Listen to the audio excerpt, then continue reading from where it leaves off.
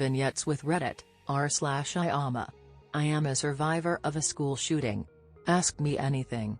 I'll never forget being scheduled to play against your school team, barely over 1 week after this happened. Our coaches took us aside and told us about the situation.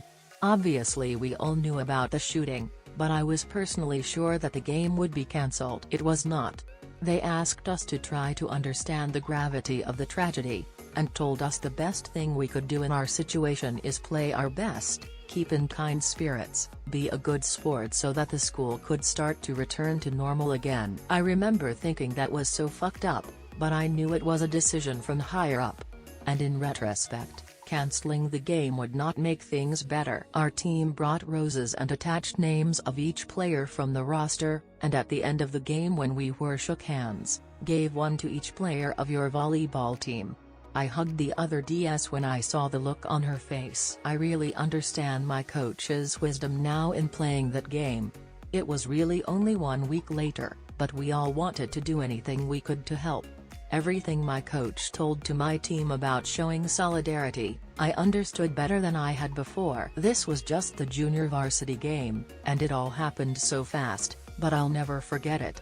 It was actually a really great, close game. God bless you all. How did you feel moving to a new school?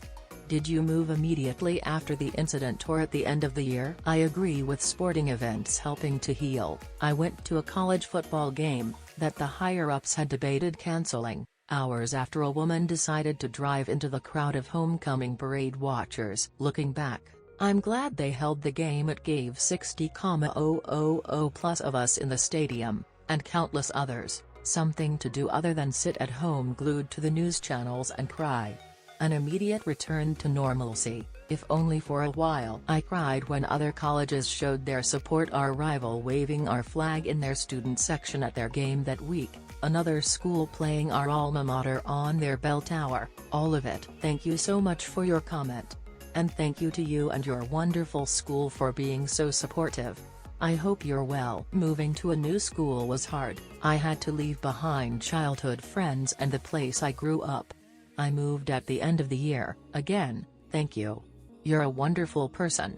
So first you're outside because of a fire alarm, then a couple minutes later you hear gunshots and start running towards the parking lot, then you're being grabbed and dragged into a classroom by a Spanish teacher? Why would a teacher take someone outside running away from the school back inside towards the shooter? I'm sorry, I didn't really explain the school's layout. We were an outdoor campus, so everything was outside until you entered a lunchroom or classroom.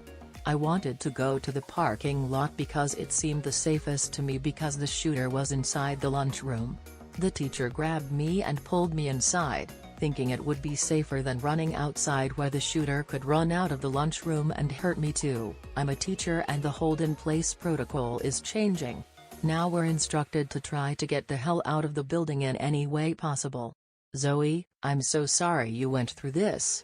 Young people should be able to enjoy life and look forward to the future. I think of school shootings quite a bit, how I would escape and protect/help my students, which is a sad commentary on life in the US. My school does a pretty good job of identifying students who are troubled and getting them help, but for everyone getting help, there are probably 2 to 3 more who go through school every day hiding their inner turmoil very well. After Sandy Hook, though, our nation has shown that dead children and children who will probably be traumatized for life are less important than gun rights and politicians' agendas.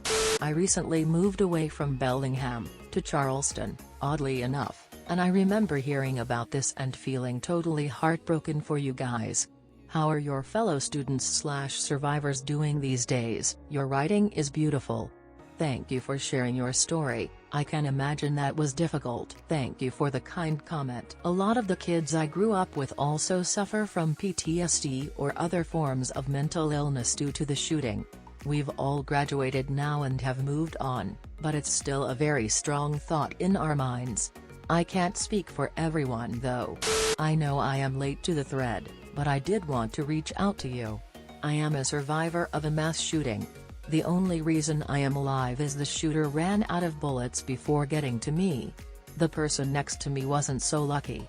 I have been diagnosed with panic disorder, depression, acute stress disorder which turned to PTSD. It does get better. Slowly. It might not seem like it from the inside, and others around you may notice it before you do, but it does get better. Just believe it does. I still don't fully feel safe. I still have many triggers that may never fully go away. But you will keep going and find things to keep you going. Feel free to reach out to me if you ever want to talk more. So here's a question. What type of things do you find yourself enjoying lately? Any good movies of food? That sounds awful. I was in a somewhat similar situation where the shooter in my school jammed his gun and wasn't able to clear it. There were injuries, but thankfully no fatalities because of it. Loud noises still set me off. Hi, and thank you so much for sharing your story. I am a graduate of Marysville Pilchuck, class of 2005, and this was very terrifying to read, being able to see in my own mind the exact places you described. I know the church, I know the campus, I have years worth of memories from MPHS. I am so sorry that your memories will include the terrible things that happened that day. Did you move because of the shooting? Before the shooting, no one had ever heard of our school. Now when I Google it there are endless shooting-related articles. I hope you can find help for the effects of trauma. There are many options. Don't be afraid to try them. Your mental health is worth working for. On a personal note, I lost my mother to a terrible disease 2 months after my 21st birthday. It was by far the worst thing that had happened to me, and I have had many terrible days/weeks/months because of it. Know that in time your symptoms will probably lessen. Also, it will no longer dominate your thoughts the way I'm sure it can now. Honestly, it might take lots of time for that to happen. But knowing it will happen makes dealing with it until then easier. Also, don't let this person's actions diminish your ability to see beauty in this world or connect with other people. Lastly, when those bad times and thoughts come around, it's 100% okay to distract yourself from them. Try movies, try hanging with friends, anything to keep yourself from dwelling on negative thoughts that don't serve you. To be clear, I'm not saying you shouldn't process your thoughts and emotions in a healthy way like through a counselor. I'm talking about getting by, day to day, minute to minute. I truly wish you the best and thank you once again for sharing. I greatly appreciated it. Class of 06 here. Class of 2011 here.